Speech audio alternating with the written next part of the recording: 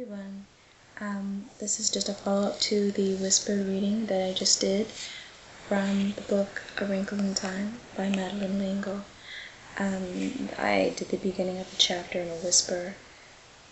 For some reason though, whispering is hurting my throat today, so I'm actually going to do the next part softly spoken, which is great because I kind of wanted to do that anyway before I moved on to the other videos that I'll be filming today.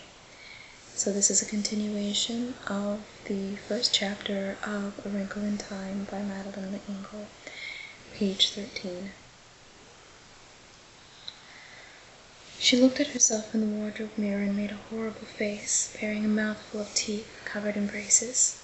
Automatically, she pushed her glasses into position, ran her fingers through her mouse brown hair so that it stood wildly on end, and let out a sigh almost as noisy as the wind. The wide wooden floorboards were cold against her feet. Wind blew in the crevices about the window frame, in spite of the protection the storm sash was supposed to offer. She could hear wind howling in the chimneys. From all the way downstairs she could hear Fortinbras, the big black dog, starting to bark. He must be frightened too. What was he barking at? Fortinbras never barked without reason. Suddenly she remembered that when she had gone to the post office to pick up the mail, she had heard about a tramp who was supposed to have stolen 12 sheets from Mrs. Buncombe, the constable's wife. They hadn't caught him, and maybe he was heading for the Murray's house right now, isolated on a back road as it was, and this time he'd be after more than just sheets. Meg hadn't paid much attention to the talk about the tramp at the time, because the postmistress, with a sugary smile, had asked if she'd heard from her father lately. She left her little room and made her way through the shadows of the main attic, bumping against the ping-pong table. Now I'll have a bruise on my hip on top of everything else, she thought. Next she walked into her old doll's house, Charles Wallace's rocking horse, the twins' electric trains. Why must everything happen to me? She demanded of a large teddy bear. At the foot of the attic stairs she stood still and listened. Not a sound from Charles Wallace's room on the right. On the left, in her parents' room, not a rustle from her mother sleeping alone in the great double bed. She tiptoed down the hall and into the twins' room, pushing again at her glasses as though they would help her see better in the dark. Dennis was snoring. Sandy murmured something about baseball and subsided. The twins didn't have any problems. They weren't great students, but they weren't bad ones either. They were perfectly content with a succession of B's and an occasional A or C. They were strong and fast runners and good at games, and when cracks were made about anybody in the Murray family, they weren't made about Sandy and Dennis. She left the twins' room and went on downstairs, avoiding the creaking 7th step. Fortinbras had stopped barking. It wasn't the tramp this time, then. Fort would go on barking if anybody was around. But suppose the tramp does come? Suppose he has a knife? Nobody lives near enough to hear if we screamed and screamed and screamed. Nobody'd care anyhow. I'll make myself some cocoa, she decided. That'll cheer me up, and if the roof blows off, at least I won't go off with it. In the kitchen, a light was already on, and Charles Wallace was sitting at the table, drinking milk and eating bread and jam. He looked very small and vulnerable sitting there alone in the big, old-fashioned kitchen.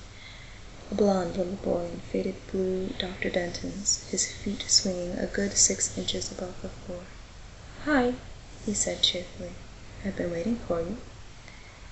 From under the table where he was lying at Charles Wallace's feet, hoping for a crumb or two, Fortinbras raised his slender dark head in greeting to Meg, and his tail bumped against the floor. Fortinbras had arrived on their doorstep, a half-grown puppy, scrawny and abandoned one winter night. He was, Meg's father had decided, part Llewellyn setter and part greyhound, and he had a slender dark beauty that was all his own. "Why didn't you come up to the attic?" Meg asked her brother, speaking as though he were at least her own age. "I've been scared stiff." "Too windy up in that attic of yours," the little boy said. "I knew you'd be down. I put some milk on the stove for you. It ought to be hot by now. How did Charles Wallace ever always know about her? How could he always tell? He never knew or seemed to care what Dennis and Sandy were thinking. It was his mother's mind and Meg's that he probed with frightening accuracy. Was it because people were a little afraid of him that they whispered about the Murray's youngest child, who was rumored to be not quite bright? I've heard that clever people often have sub-normal children, Meg had once overheard. The two boys seem to be nice regular children, but that unattractive girl and that baby boy certainly aren't all there. It was true that Charles Wallace seldom spoke when anybody was around, so that many people thought he'd never learn to talk. And it was true that he hadn't talked at all until he was almost 4. Meg would turn white with fury when people looked at him and clucked, shaking their heads sadly. "Don't worry about Charles Wallace, Meg," her father had once told her. Meg remembered it very clearly because it was shortly before he went away. "There's nothing the matter with his mind. He just does things in his own way and in his own time." "I don't want him to grow up to be dumb like me," Meg had said. "Oh, my darling, you're not dumb," her father answered. "You're like Charles Wallace. Your development has to go at its own pace. It doesn't happen to be the usual pace." "How do you know?" Meg had demanded. "How do you know I'm not dumb? Isn't it just because you love me?" "I love you, but that's not what tells me. Mother and I have given you a number of tests, you know." Yes, that was true. Meg had realized that some of the games her parents played with her were tests of some kind, that there had been more for her and Charles Wallace than there had been for the twins. "IQ tests, you mean?" "Yes, some of them." "Is my IQ okay?" "More than okay." "What is it?" "I'm not going to tell you, but it assures me that both you and Charles Wallace will be able to do pretty much whatever you like when you grow up to yourselves. You just wait till Charles Wallace starts to talk. You'll see." How right he had been about that, though he himself had left before Charles Wallace began to speak, suddenly, with none of the usual baby preliminaries, using entire sentences. How proud he would have been. "You'd better check the milk," Charles Wallace said to Meg now, his diction clearer and cleaner than that of most 5-year-olds. "You know you don't like it when it gets a skin on top." "You put in more than twice enough milk." Meg peered into the saucepan. Charles Wallace nodded serenely. "I thought Mother might like some." "I might like what?" a voice said, and there was their mother standing in the doorway. "Cocoa," Charles Wallace said. "Would you like a liverwurst and cream cheese sandwich? I'll be happy to make you one." "That would be lovely," Mrs. Murray said, "but I can make it myself if you're busy." No trouble at all. Charles Wallace slid down from his chair and trotted over to the refrigerator, his pajamaed feet patting softly as a kitten's. "How about you, Meg?" he asked. "Sandwich?" "Yes, please," she said, "but not liverwurst. Do we have any tomatoes?" Charles Wallace peered into the crisper. "One. All right if I use it on Meg, Mother." "To what better use could it be put?"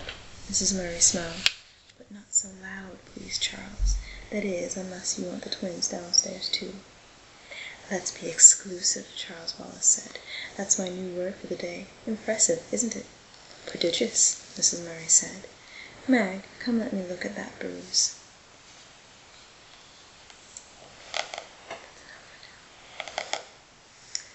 I have a couple of other videos to make before I move on with my day, but I hope that was relaxing. And you guys go on to have a wonderful day.